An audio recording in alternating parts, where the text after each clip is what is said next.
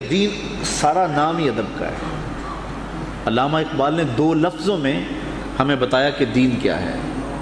آج تو جس دور سے ہم گزر رہے ہیں، میں کئی دفعہ حیران ہوتا ہوں کہ جنہیں استنجے کا بھی پتہ نہیں ہے وہ رسول اللہ کے علم کو تولنے بیٹھ جاتے ہیں، جنہیں پتہ ہی نہیں ہے لیکن وہ کتنی بے شرمی ہو جاتی ہے۔ اور ایک شخص اپنے آپ کو نہیں دیکھتا، سر سے لے کر پاؤں تک کتنا غلیظ ہوتا ہے، اور وہ حضور علیہ الصلوۃ والسلام کے فضائل اور مناقب جو ہے وہ ان کی حد بندی کر رہا ہوتا ہے۔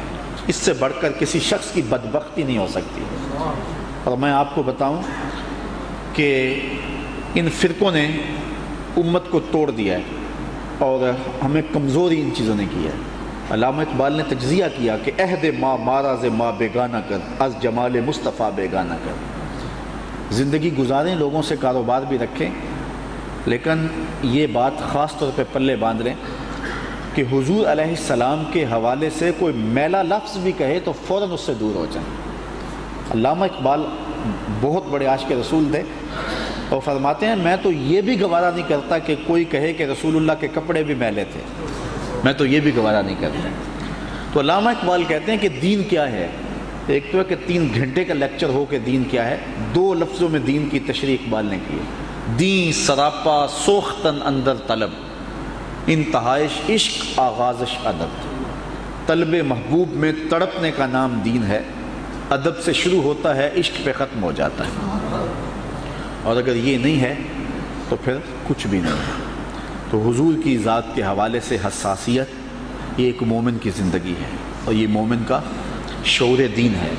اور اگر اس کو یہ میسر نہیں ہے تو اس کو سب سے پہلے اس دولت کو حاصل کرنے کے لیے کوشاں ہونا چاہیے، چونکہ ادب پہلا کرینہ ہے محبت کے کرینوں میں، اور یہ وہ بنیاد ہے جو ہمیں مدینہ رسول میں جا کے سیکھنے کو نصیب ہوتی ہے۔ وہاں کی ہوائیں بھی ادب سے چلتی ہیں، وہاں کے ماحول میں تقدس ہے، اور حضور کی بارگاہ کا ادب ہی ہمیں حضور کی قربت نصیب کرتا ہے۔ اللہ زندگی کی بہاروں میں جہاں ہمیں بہت کچھ نصیب ہوتا ہے، حج بیت اللہ اور عمرہ حج اصغر کا جو سعادت نامہ ہے وہ بھی ہمارے نام لکھ دے، اور جب ہم حضور کی چوکھٹ پہ حاضر ہوں تو آداب کی رعایت رکھ کر کے ہمیں حضور کی چوکھٹ پہ جانا نصیب ہو۔ آج کل حجاج کرام ان کے قافلے مدینہ رسول میں جا رہے ہیں، خوش نصیب وہ لوگ ہیں کہ جو اس شہر نور میں پہنچتے ہیں۔ اقبال نے کہا تھا خاک طیبہ از دو عالم خوش ترست، آنکھ خنک شہر کے آنجا دل برست، کہ طیبہ کی خاک 2 جہاں سے بہتر ہے، اس لیے کہ وہاں محبوب جلوہ فراز ہے۔ بلکہ اقبال تصور میں مدینہ کا سفر کرتا ہے، آپ مثنوی اسرار و رموز پڑھیں تو اس میں اپنی سواری کو کہتا ہے، اپنی اونٹنی کو کہتا ہے کہ ذرا تیز نہ چلنا، تیرے پاؤں تلے ریت نہیں ہے بلکہ ریشم اور حریر ہے، اس لیے کہ تو جس راستے پہ چل رہی ہے وہ راستہ کوئے حبیب کو جاتا ہے، اس لیے تو اپنی رفتار کو بھی کنٹرول میں رکھ، تیری رفتار بھی تیز نہیں ہونی چاہیے۔ تو یہ ادب کا، محبت کا اور عقیدت کا ایک سفر ہوتا ہے جو بندے کو نصیب ہوتا ہے، اور جو دن وہاں گزرتے ہیں وہ اس کیفیت میں گزرتے ہیں، اور جب واپس پلٹتا ہے تو مدینہ المنورہ کی جدائی ایک بہت بڑی قیامت ہوتی ہے۔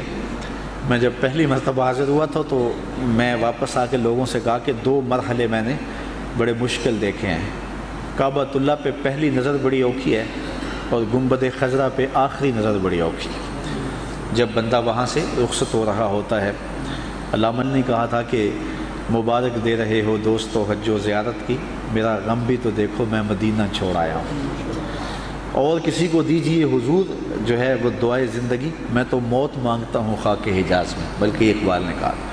تو یہاں تو محبتیں، یہاں تو وہاں بچھڑنا ایک احساس ہے جو دل میں پیدا ہوتا ہے کہ حضور پھر بلوائیں گے، تو وہ احساس انسان کو سہارا دے دیتا ہے، ورنہ بہت مشکل ہے۔ اللہ تعالی ہم سب کو بار بار اس دیار نور کی با ادب حاضری نصیب فرمائے، اور ہر طرح کی فکری، ذہنی، قلبی بے ادبی سے محفوظ فرمائے۔